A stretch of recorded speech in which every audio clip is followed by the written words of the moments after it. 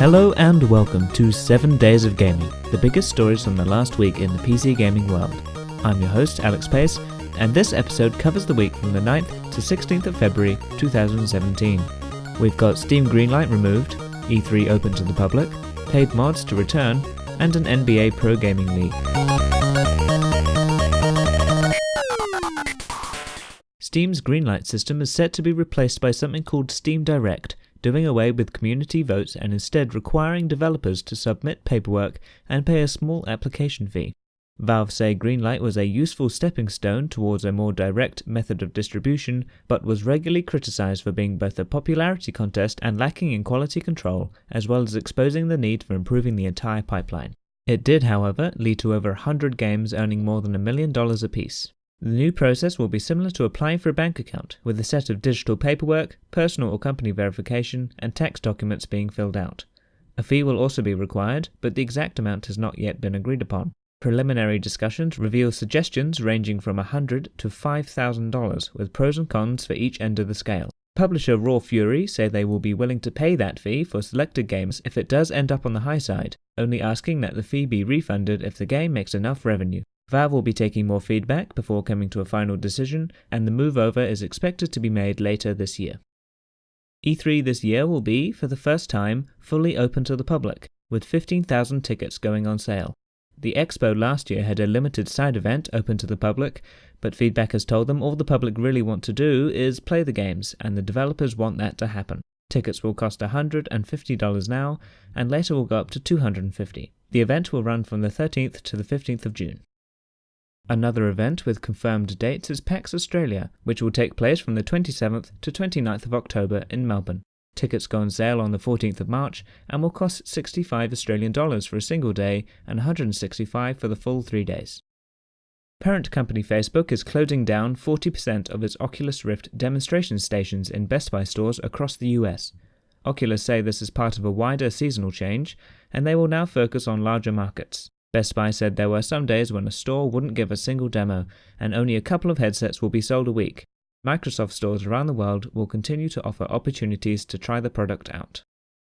Gabe Newell has provided further comment on the 3 VR games the company is making, saying they're using the technique of developing hardware and software at the same time, much like Nintendo legend Shigeru Miyamoto. He says the games are not small proof-of-concept projects like The Lab, but full games that they expect to sell. The company will still continue to experiment with hardware and will be using both the Unity and Source 2 engines. In other Steam news, Gabe Newell has also spoken about Valve's plans to bring back paid Steam Workshop mods. The system was first introduced nearly 2 years ago and was met with a huge amount of feedback from both ends of the spectrum. Newell says stepping into an established modding community like Skyrim was a mistake, and the system's failure overshadowed what they still believe to be a useful feature. He also says modders create a lot of value and are not being compensated accurately for it. Describing the Skyrim situation as a mess, he says they have learnt a lot, but will be more careful when reintroducing the new system. Rebellion are putting their Judge Dredd IP up for use. The company says they can't make enough games for all the characters within the IP, and so are allowing other developers to buy licenses. 4 to 5 games are expected in the near future, although some are saying the response might be much greater than that. Hitman developer IO Interactive are working on a new IP, with some vague details leaking through a recent job listing. The game will use Unreal Engine, and the job listing specified work with a team that works on new mechanics. No further details are available. Former president of Daybreak Games Company and EverQuest, PlanetSide and H1Z1 creator John Smedley is leading a new studio under Amazon Game Studios in San Diego. He is working on yet another ambitious title, which, like several other upcoming games, will use Amazon's new Lumberyard engine, which has built-in support for integrated Twitch streaming and the AWS cloud system. Digital storefront Humble Bundle is branching out into the publishing scene, launching a multi-platform publishing and funding program. Humble described the initiative as a multi-million-dollar investment for games large and small, and will include PC, console, and mobile platforms. While the company already offers an affiliate program that exposes games to YouTube and Twitch audiences, they say they want to do more than just aid discoverability. Describing it as a la carte publishing, they will offer funding for games based on the services they need, including porting, marketing, and localization. 7 games are already signed up to publish. Microsoft has confirmed neither the new Intel Kaby Lake or AMD Ryzen processors will have driver support for Windows 7. The company says restricting support to Windows 10 enables them to focus on deep integration between Windows and the silicon, while maintaining maximum reliability and compatibility with previous generations of the platform and silicon. While systems using one of the two processors will likely still boot, there may be some issues and inconsistencies that mean it won't perform at its absolute best.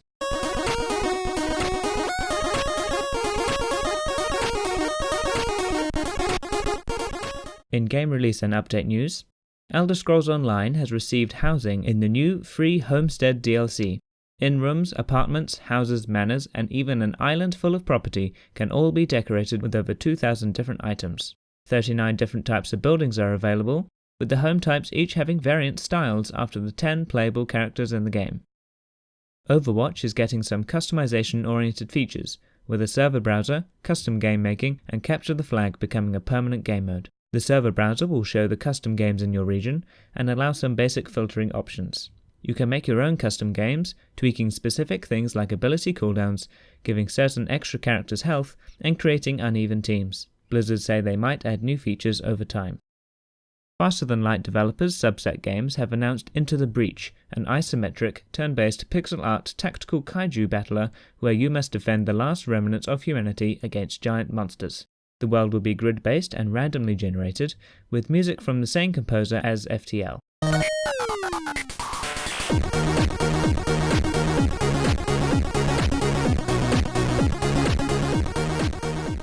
In eSports news, the NBA have created a partnership with Take-Two Interactive, creating a professional gaming league specifically for the NBA 2K series.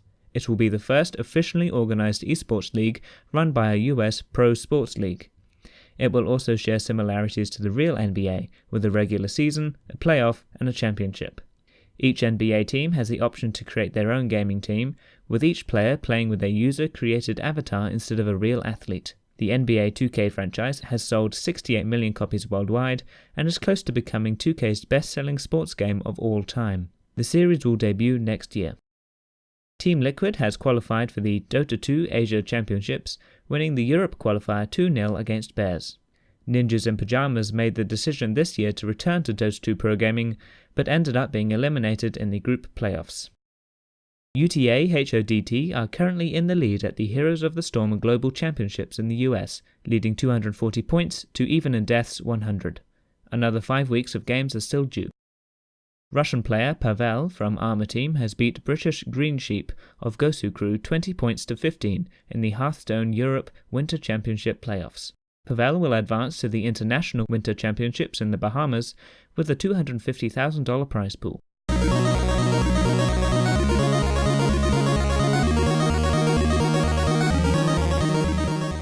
The top 10 sellers on Steam this week were Conan Exiles, Rainbow Six Siege, CSGO, H1Z1 King of the Kill, Ark Survival Evolved, GTA 5, For Honor, and Resident Evil 7. Finally, my favourite story of the week was Valve has a new tactic for dealing with cheaters in CSGO, artificial intelligence.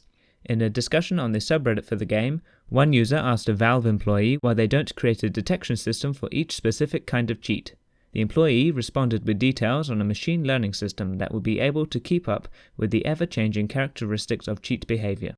He writes that any kind of hard-coded detection leads to an arms race with cheat developers.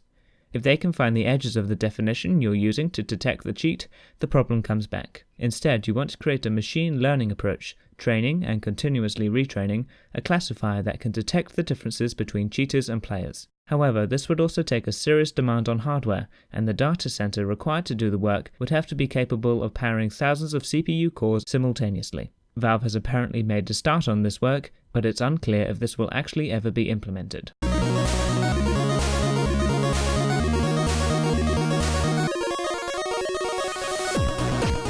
You can become a patron of the show at patreon.com/7daysofgaming. Get snazzy rewards and perks in return for everything you donate going towards improving quality and equipment.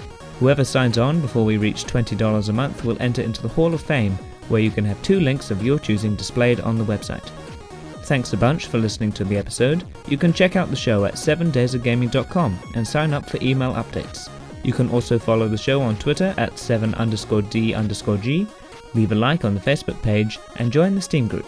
We're on iTunes, Stitcher, Audioboom, TuneIn, and basically every other podcast service you can think of, and YouTube, where the show is quick and easy to find if you don't have access to your usual podcast device.